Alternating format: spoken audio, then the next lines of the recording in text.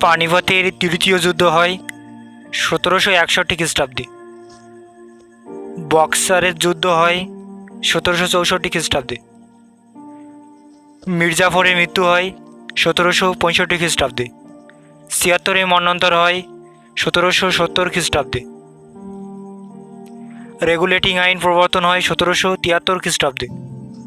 পুরন্দরের সন্ধি হয় 1776 খ্রিস্টাব্দে। তৃতীয় ইঙ্গ মহীশূরের যুদ্ধ 1790 খ্রিস্টাব্দে হয়। শ্রীরঙ্গপত্তনমের সন্ধি 1792 খ্রিস্টাব্দে হয়। চতুর্থ ইঙ্গ মহীশূরের সন্ধি 1799 খ্রিস্টাব্দে হয়। ভেলোরে সিপাহী বিদ্রোহ 1806 খ্রিস্টাব্দে হয়। হিন্দু কলেজ প্রতিষ্ঠা হয় 1817 খ্রিস্টাব্দে।